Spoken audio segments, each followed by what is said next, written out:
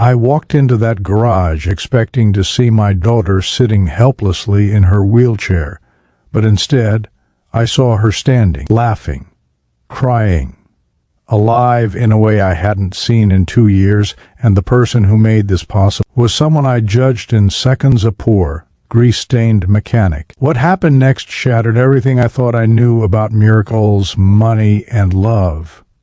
Hi, my name is Jennifer. 2 years ago, I had everything: mansions overlooking the city, private jets at my command, closets full of clothes I barely wore. My husband Sebastian had built a tech empire worth billions. We were perfect on the outside, but behind closed doors, our family was falling apart. And it all began with the accident that changed Sophie's life forever. Sophie, our daughter, loved dancing more than anything. Her 6th birthday was a dream come true, twirling in a pink dress, laughter filling the ballroom we'd rented. But hours later, a single moment of exhaustion, a yellow light, a drunk driver. Everything I'd built, everything I'd loved, collapsed in seconds. Sophie survived, but she would never walk again. Doctors called it permanent paralysis. My husband and I broke apart in silent anger, nights filled with arguments, door slamming, and the unbearable guilt that I carried like a weight crushing my chest. Sophie stopped talking to me, stopped looking at me like I was her mother. She looked at me like I had taken away her dreams. And no amount of money, no treatment, no specialist could bring her back to me. We were drowning, and I was ready to disappear from her life entirely. Then the phone rang. The wheelchair had broken down in a small town 3 hours away. Sebastian was furious, demanding a replacement immediately. But in the background, I heard her voice, Sophie's voice. Broken, exhausted, lonely. "I want to go home, Daddy." Just like that, my heart stopped. I tore up the goodbye letter I'd written and drove for 3 hours, not knowing what I would find, only knowing I couldn't leave my door crying alone. I arrived at the smallest, most run-down garage I'd ever seen. Faded buildings, cracked sidewalks, a place where I never imagined anything extraordinary could happen. And then I saw her, Mia, not more than 25, in torn work clothes, her hands covered in grease, hair messy, shoes worn. Everything about her screamed struggle. Everything about me screamed judgment. My first instinct was disgust. Get Sophie out of here. But something in her calm, steady eyes made me pause. I pulled out my checkbook, ready to pay her to leave, to fix the wheelchair and go.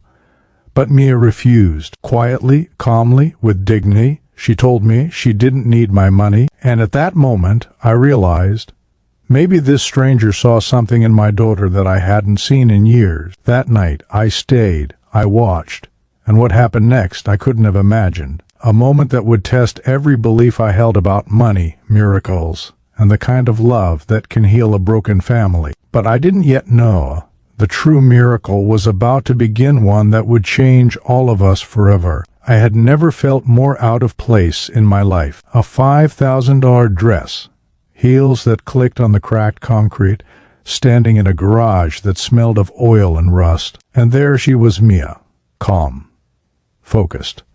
The kind of calm that made you feel guilty for every judgment you'd ever made. I came ready to control the situation, but I realized very quickly I wasn't in control at all. Sophie sat quietly on the floor, her wheelchair beside her, looking at Mia with the faintest hint of hope in her eyes. I could see it, the spark that had been missing for 2 long years. I wanted to grab my daughter, take her back, insist that only expensive specialists could help. But I couldn't. Not while watching Mia speak to her like a person, not a patient. Every word she said was gentle, encouraging, alive. And it was breaking me inside. Mia crouched down to Sophie's level. "Dreams don't die," she said softly. "They just change shape. Maybe you won't dance the way you imagined, but that doesn't mean the music stops." Sophie blinked, confused, then whispered, "But I can't. My legs." Mia shook her head gently. "You are still here. That's what matters. Step by step, heart by heart, you'll find your rhythm again." My breath caught. Was it possible? Could someone's words, just words, heal something money had failed to fix? I hid behind the car, trying to gather myself. Watching them, I saw the truth I had avoided for 2 years. I had been so consumed by guilt, by the accident, by my own shame, that I had stopped seeing Sophie at all. I had treated her like broken glass instead of a brave, resilient little girl. And here, a stranger saw her for who she was. The realization hit me like a punch to the stomach. I had failed, not completely, but enough to let years of silence grow between us. I couldn't take my eyes off them. Mia's hands worked carefully on the wheelchair, adjusting, tinkering, talking in that calm, measured tone. Sophie laughed quietly at something Mia said. I hadn't heard her laugh like that in years. I wanted to cry. I wanted to scream at Mia to leave, to go back to our perfect, controlled world. But part of me wanted to stay, to watch, to understand what it was about her that brought life back to my daughter's eyes. Finally, I swallowed my pride and stepped forward. Why are you helping her?" I asked, my voice barely steady. Mia paused, wiped grease from her hands, and looked at me with eyes that seemed to hold entire worlds. "Because I know what it's like when people give up on you," she said softly. "I had someone believe in me when nobody else did. That's all Sophie needs, a chance to be believed in." Her words made my chest ache. I had money, I had power, I had everything. But I had never given Sophie that, never truly believed she could rise above her own fear and pain. I didn't know what to do. I wanted to intervene, to insist on control.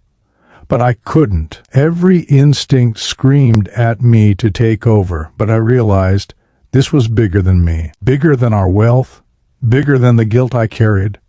This was about hope, trust, and courage, and it was in that moment I understood whatever happened next would not be because of money. It would be because of heart. I stayed there all night, silent, watching, listening, learning, and every moment with Mia and Sophie made something inside me crack, open a part of me that had been frozen in fear, guilt, and regret. Little did I know by sunrise everything I believed about what's possible, about what can heal a broken family, was about to be tested like never before. Mia carefully lifted Sophie from her wheelchair, adjusting the straps and checking each connection. "We'll take it slow," she whispered, "one step at a time. I'll be right here." Sophie nodded, gripping Mia's hands tightly, her face a mix of fear and determination. I held my breath as Mia guided her to the edge of the support device. Sophie's legs shook violently at first, her body trembling with every ounce of effort.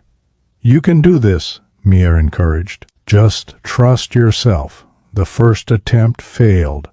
Sophie fell back gently into the wheelchair, tears streaming down her face. I reached out to comfort her, but Mia stopped me. "Let her try again. She has to feel it herself." Sophie shook her head, biting her lip, and whispered, "One more time." On the second attempt, her legs wobbled even more, but she held her balance a few seconds longer. Mia coached her softly, adjusting the braces slightly. Sophie's breathing was heavy, her hands trembling, but she kept trying. She was fighting with everything she had. The third attempt began. Something shifted. Her legs responded to the device, as if they remembered a rhythm long forgotten. She stood for a few moments, swaying slightly, before her knees bent, and she almost collapsed. Mia caught her immediately, whispering, "You're doing it. Keep going."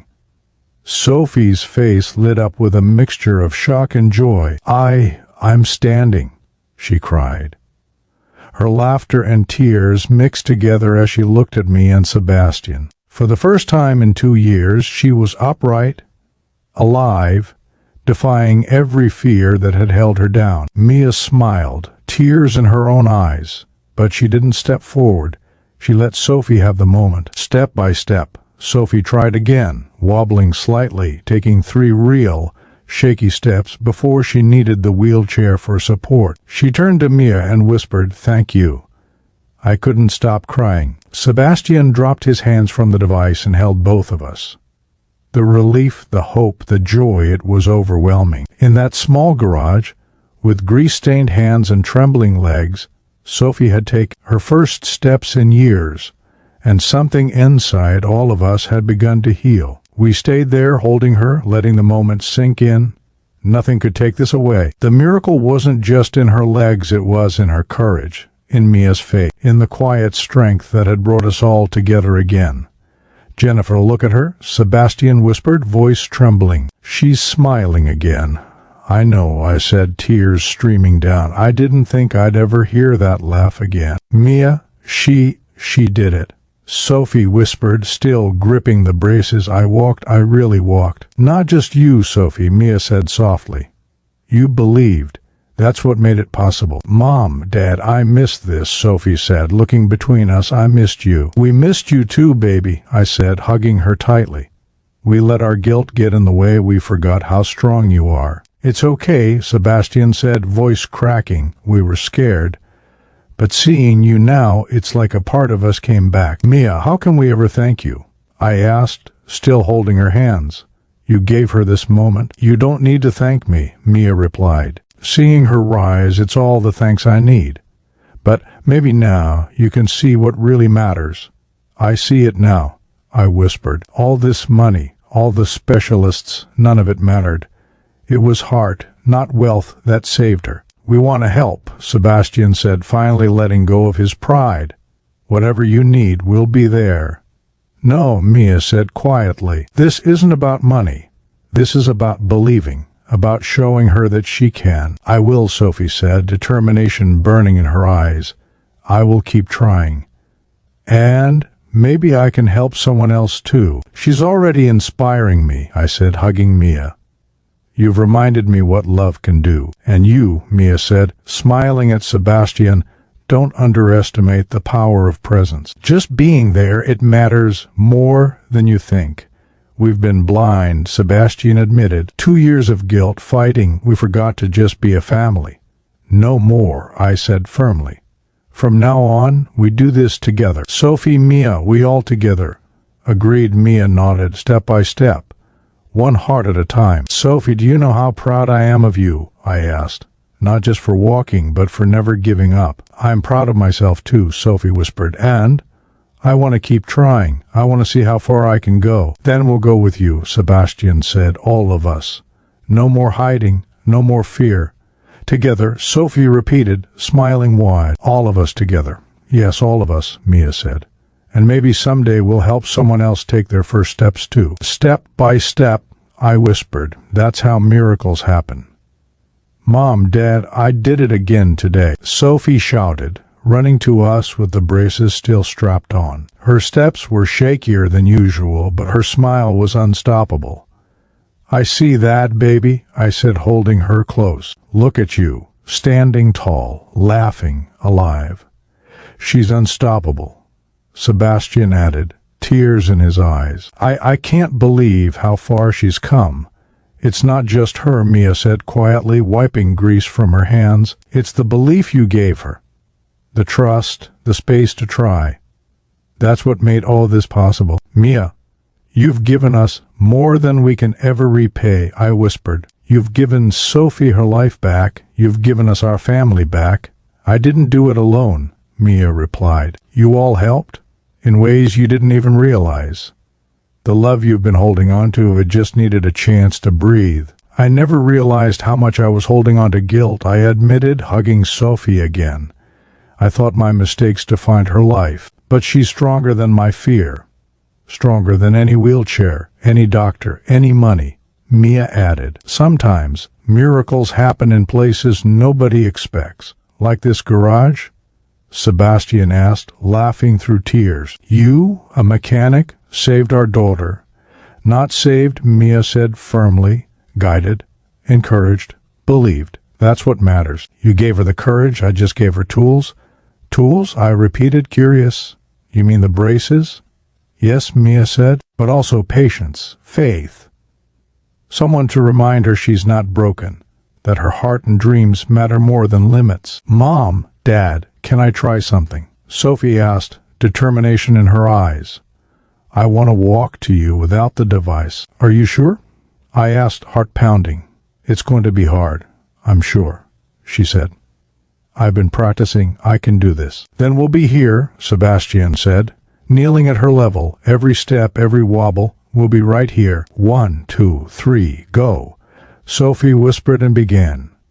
Each step shaky, trembling but steady. Her face lit up with every movement, every small victory. Mia held her hand lightly, just enough to guide, not to control. I felt my chest tighten. This was it, the culmination of 2 years of pain, guilt, fear, and now hope. 10 steps, 15 steps, she's doing it. Sebastian shouted, clapping, tears running freely. Look at her, Jennifer. Look at her. Sophie, my brave girl, I whispered, crying, reaching for her. You did it. You're walking. I did it. Sophie laughed, tears streaming, running the last steps into my arms. I held her tight, and Sebastian joined us. The three of us together, whole again, hearts beating, hope alive. Mia, come here, I said, holding out my hands. You gave us this. You're part of this family now. Mia stepped forward, tears in her eyes, hands shaking. I never imagined this, she said. I just wanted my daughter to have a chance. And now I see it in Sophie. I see hope. Your daughter will walk too, I said softly. We'll make sure of it. Whatever she needs, whatever you need, we'll be there. Really? Mia asked, voice trembling. You'd do that for Lily? Of course, Sebastian said immediately. Money isn't the solution, it's love, courage and support. Whatever it takes, we'll give it. Then thank you, Mia whispered, hugging me tightly. For trusting me, for trusting us. You don't know what this means. I think we do, I said, smiling through tears. It means miracles exist, sometimes in garages, sometimes in hearts, sometimes in children who refuse to give up. Mom, Dad, can I help someone else walk too?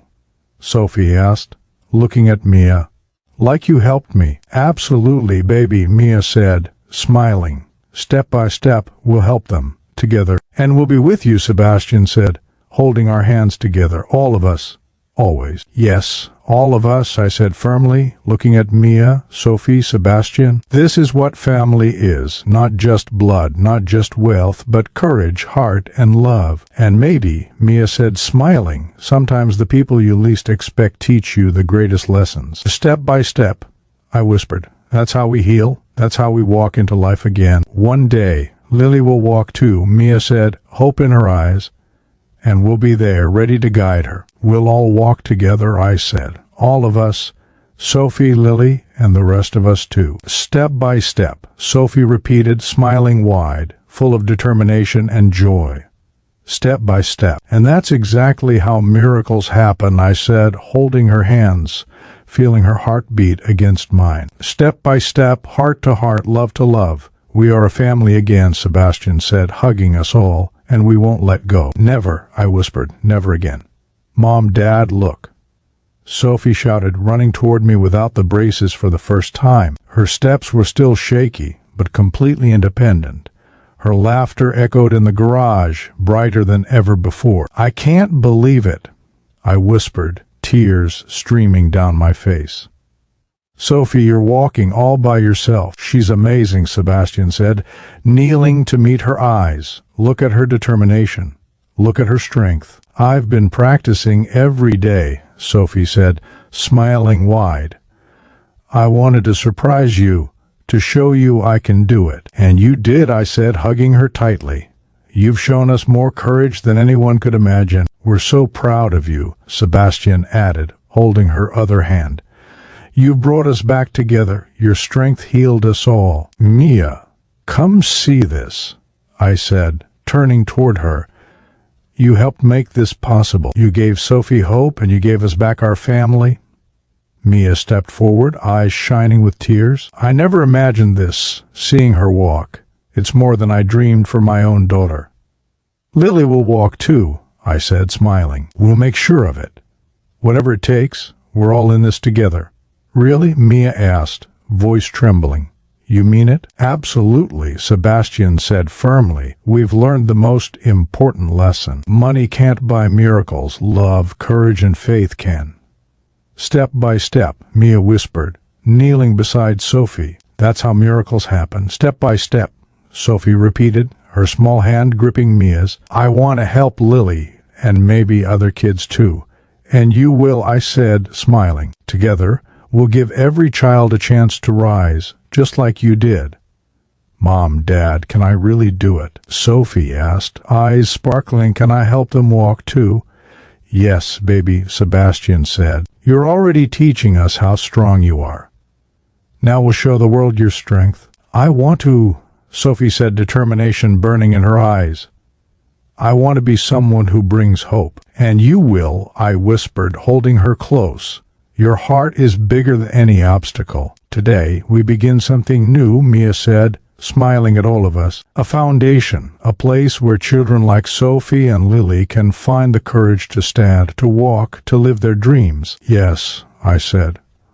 A place built with love, not money.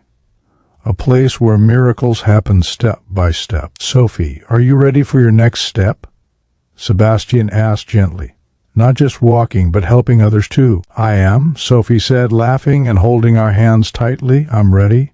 Step by step. And we'll be with you every step, I said, looking at Sebastian, Mia, and Sophie. All of us together. And that's how we heal, Mia added softly. One step, one heart, one life at a time. Mom, Dad, I love you, Sophie whispered, looking between us. And I love Mia too. We love you too, baby, I said, tears of joy streaming. We love you so much. And Lily will walk one day, Mia said, smiling. Step by step, we'll get there. Yes, I said firmly. And every child we help will know that miracles don't come from money. They come from love, faith, and courage. Step by step, Sophie repeated, holding our hands. Step by step, we can do anything. And that's the greatest miracle of all, I said, watching Sophie take her first steps toward the future. Not the braces, not the wealth, but the heart to never give up. We're a family again, Sebastian whispered, hugging all of us. Stronger than ever, and ready to help others rise too. Never again will we forget this, I said. Step by step, heart to heart, love to love, that's how we walk into life together. Yes, Sophie said, smiling. Together. Together, Mia, Sebastian, and I echoed, as the garage filled with laughter, joy, and the promise of new beginnings. The first steps of many, the beginning of endless miracles.